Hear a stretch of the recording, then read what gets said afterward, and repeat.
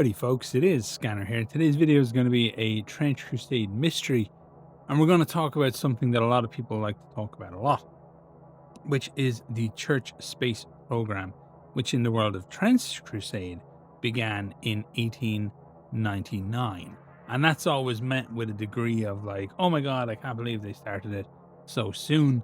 There's some real life stuff here that you might find interesting that we're going to talk about. But I'm gonna kind of draw parallels basically between Trench Crusade, I hope, and the real world. Show you that 1899 starting line isn't as ridiculous as one might think. But mostly we're going to talk about what we believe the church is actually doing or what they want to do, because that's the thing that people mostly focus on. And I've got an interesting theory. So let's talk about space in the real world. And why the 1899 proposal isn't as ridiculous as you might consider. So where do I want to go back to? So we're not going all the way back, but let's set some ground rules first here. So we're gonna give the church some credit for being scientifically focused now. That's one of the most interesting things about Trench Crusade.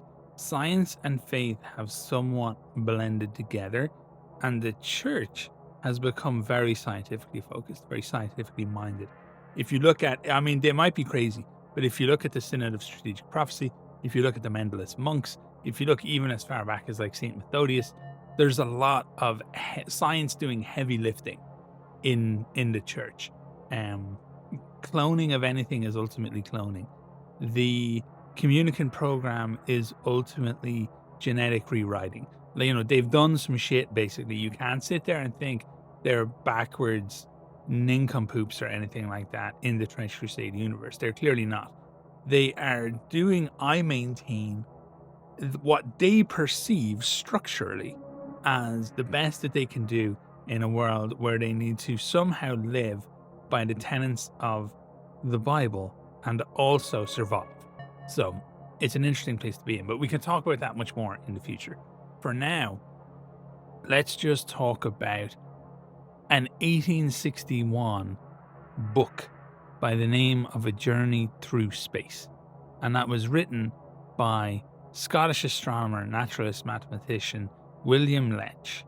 And he was one of the earliest proponents of the concept of using a rocket to fly through space. Now, that might sound kind of ludicrous, but you also need to consider the fact that, like, Da Vinci and whatnot was imagining the concepts of flight and all kinds of stuff long before the Wright brothers ever flew.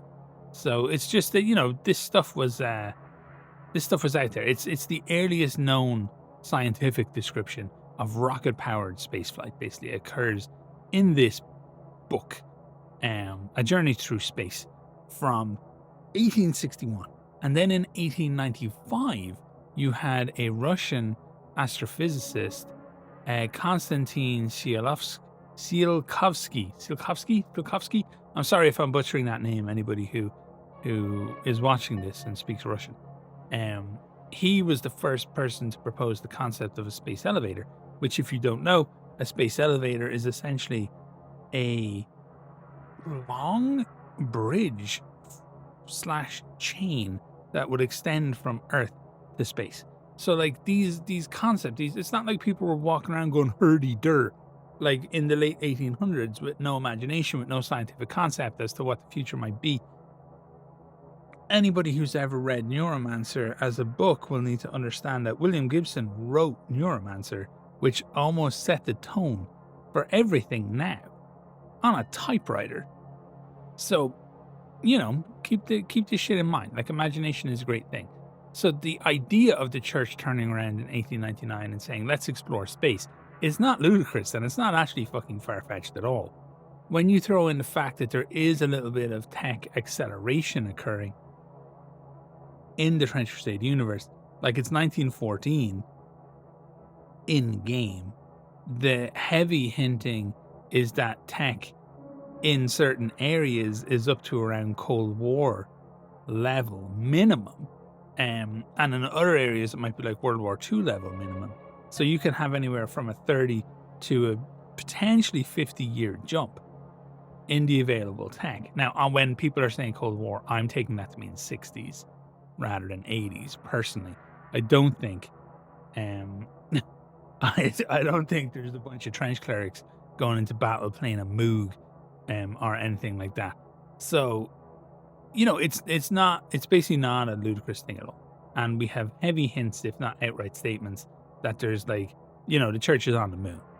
So the big thing is not that it occurs or could occur or the ludicrousness of it, because it's actually not all that ludicrous whatsoever. And the big thing is, what are they actually doing? And I'll be honest, I try to avoid speculation from other people as regards Trench Crusade, because whatever I open myself to is going to influence me. And if I have an idea or a thought, I want to be able to have it and not then have to double check and see, oh shit, if I make a video about this, has somebody already fucking had this conversation or had this thought? I just can't do that to myself. So I don't watch a huge amount of speculation videos, but I see stuff that's mentioned in Discords and things like that because it's harder to escape when you're just reading stuff. And there's some really interesting and fun theories out there. One of the most fun theories that I saw mentioned was the idea that they were trying to get to heaven. Now, that's something, whilst fun, that I strongly disagree with, because it goes back to the notion that they're a bunch of fucking dopes walking around going herder when they're not. They're very smart people. They're not stupid. They don't think that you dig a tunnel and you go to hell. At this point, with the gates being open, with some of the gates being mobile, with gates being controllable by the forces of hell, they are no doubt well aware that hell exists either multidimensionally, extra-dimensionally, extraplanarly, however it is you want to describe it. That hell exists almost, I would assume, now we're about to get really interesting here, I would assume that hell, heaven, earth, all those realms exist concurrently beside each other on the same strand of reality, and you step from one into the other. That's kind of my theory about how Trench Crusade is going or has gone or will go. So I'm assuming they figured this out, that they're not sharing the same physical space. You can't get from Earth to hell by fucking walking a certain distance. That's not probable. So it's highly unlikely that you can get to heaven just by going up, the same way as the church knows you can't get to hell just by going down.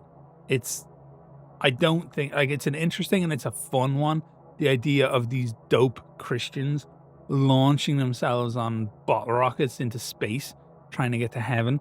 It's undermining, I feel, the what we know about the church. Are they traditionalist? Yes. Are they in essence superstitious? Yes. Are they bound by cultural structures that denote authorities and pieties and all this kind of stuff? Yeah, 100%. But they're not fucking dopes. They don't think, as far as I feel, that they're going to get to heaven if they go up. That's not what they're about. I don't think they feel that. I've seen some people mention that they think that it's like a Muskian idiocy where they think they can all be safe on the moon if you just get enough people there. I don't think it's going to be that either. I don't think they're that stupid. And I see that regularly used somehow as a knock on Trench Crusade, that is somehow the church's desire to go to the moon is to escape hell. No, I don't think you're correct at all. I'm giving them some scientific grounding here for what it is that they're attempting to do, and I'm trying to meet in the middle a little bit on regards to what we know scientifically in the real world, what they might know scientifically, and then if you include their little boosted nature as well. So, what do we know is important to the church? We know for a fact that Golgothan Techites even, are extremely important to the church, that they use these to make the paladin's armor, and that they're out. They can't get any more. They have no way to get more from Jerusalem, which is where they got these things from. We also know that Tektites even being in and around Jerusalem, that's a rewrite of reality. They don't fall there. There have been no historically recorded Tektites in that area, in the real world. Now, we talked about this in a previous video where we mentioned that, like, maybe God got super pissed, maybe God saw something coming, maybe God got mad when they were killing his son and hit him with a couple of meteorites. Maybe they're like directing God, or maybe God saw this whole thing playing out and put them there for people to find. Now, for a long time, it was thought that Tektites came from the moon, that they were lunar in origin. Recent is a strong word for something that's occurred within a number of decades, but that all got kind of flipped on its head when a study of the Tektites revealed they were far more likely to be from terrestrial rock rather than lunar rock. So people stopped thinking about Tektites in that way, as something that were lunar in origin. It was felt for a while, and I read these papers last night, in like the kind of 40s, 50s, 60s, people were positing that there was lunar activity on the moon, and the eruptions caused the launch of the Tektites into space, and they came to Earth that way. So we know that the church needs Tektites. We know that at the point in scientific understanding that they're in, even with advancement, it's highly likely that they still believe that Tektites are lunar in origin, or could be lunar in origin, or at the very least, if they feel like Tektites are caused by meteorites striking Earth, they wouldn't have any reason to think that that wouldn't also occur were they to hit the moon. And we know that the moon acts as almost like a sponge or a magnet, kind of sucking up potential asteroid and meteorite strikes that could hit the Earth. So you look at the moon, what do you see? You see a face that's been kicked in. It's been hit by almost every kind of thing. And they might sit there and think, you know what? You know where we're going to find Tektites? You know how we're going to make more paladin armor? We're going to get to the fucking moon. That is just, I don't know why this popped into my head during the week. I'm not saying this is what it is. I'm just having fun in the universe. And I'm saying, potentially, if the church were to go to the moon and need a reason to go to the moon and feel inspired to go to the moon, that this could be a reason for it, where they feel like there's Tektites or other important resources there that they can't get and on Earth anymore, and that there is a degree of scientific basis in world for why they might actually think that, even if you take into account advanced technology and a reasonable amount of traditionalism, potentially still think they're thinking, without turning them into a bunch of herder butt fucks who'd never get to fucking space in the first place. So yeah, that was just what I thought of last night, and I thought I'd throw out the video because, I don't know, people might dig off it and have some fun in the comment section with this one, because it's so ludicrous and crazy. It could very well make sense in the world of Trench Crusade. So yeah, that's it.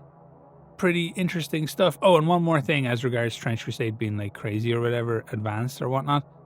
In 1914, US patents were issued for multi-stage liquid fueled rockets in real life in 1914. So is it all that far ahead? Not really. It's not to the point of ridiculousness anyway. So yeah, there you go. That's it for this video. I hope you're having a really fun time in the world of Trench Crusade. As always, hit me up in the comment section, say hello, let me know how you're feeling, let me know what you're thinking, and I'll talk to you soon, folks. All the best.